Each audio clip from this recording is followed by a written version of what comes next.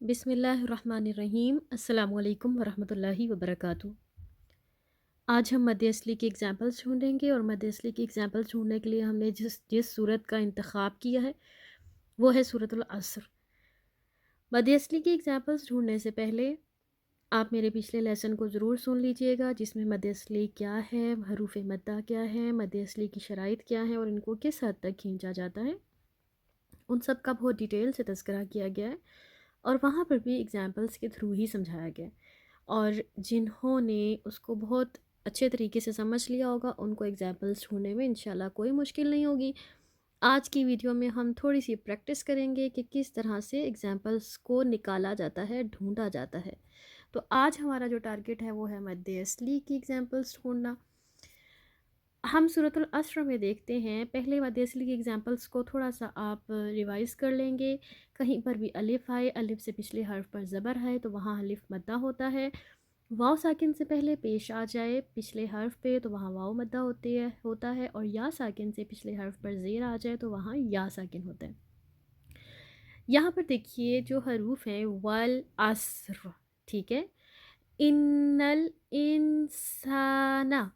اب یہاں پر دیکھیں الف اور الف کا تعلق پچھلے سین کی زبر سے ہے، سین زبر الف سا، انسانا، ٹھیک ہے، یہاں پر الف مدہ ہو رہا ہے۔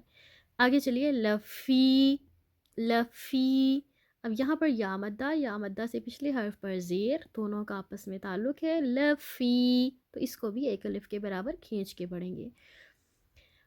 الا الذین، اب یہاں پر دیکھیے یا ساکن سے پیچھے زیر، یہاں پر یا مدہ ہے، الا الذین آمنو، یہاں پر دیکھیے واو ساکن سے پیچھے پیش، آمنو، ٹھیک ہے، یہاں پر واو مدہ ہو رہی ہے۔ وعملوا الصالحات وتواصوا، اب یہاں پر دیکھیں الف سے پہلے حرف پہ زبر ہے اور یہ آپس میں تعلق رکھتے ہیں، وتواصوا، الف مدہ، اسی طرح سے اگلے وتواصوا پر بھی الف مدہ ہو رہا ہے۔ اس طرح سے مد اصلی کی ایگزامپلس نکالی جاتی ہیں، اور مد اصلی کی ایگزامپلس نکالنا بہت آسان ہے اگر آپ نے مد اصلی کو اچھے طریقے سے سمجھا ہوا ہو۔ امید کرتی ہوں آپ کو سمجھ آیا ہوگا۔ اور ایک بات یاد رکھیے گا کہ مد اصلی کبھی بھی کنیکٹڈ ورڈز میں نہیں آتی، مطلب دو ورڈز آپس میں جڑ رہے ہوں تو وہاں پر مد اصلی نہیں ہوتی۔ جیسے دیکھیے والعصر، اب یہاں پہ آپ کو بظاہر الف نظر آ رہا ہے اور الف سے پیچھے واو بھی ہے، لیکن دیکھیے یہ دو لفظ ہیں، واو الگ ہے، العصر الگ ہے، قسم ہے زمانے کی۔ اور ویسے بھی اگر آپ کو ترجمہ نہیں بھی آتا تو دیکھیے واو کی زبر فوراً آگے لام ساکن سے مل رہی ہے، یہاں پر تو الف کسی کام کا نہیں ہے۔ والعصر لکھنے میں آ رہا ہے، پڑھنے کے لیے نہیں آئے گا، ٹھیک ہے۔ اسی طرح سے الا الذین، اب آپ کو یہاں پر بیچ میں الف نظر آ رہا ہوگا، لیکن پیچھے دیکھیں لام کی زبر کو فوراً اگلے لام سے ملانا ہے کیونکہ اگلے لام پر تشدید ہے، الا الذین، یہ الف لکھنے میں آ رہا ہے، پڑھنے میں نہیں آئے گا۔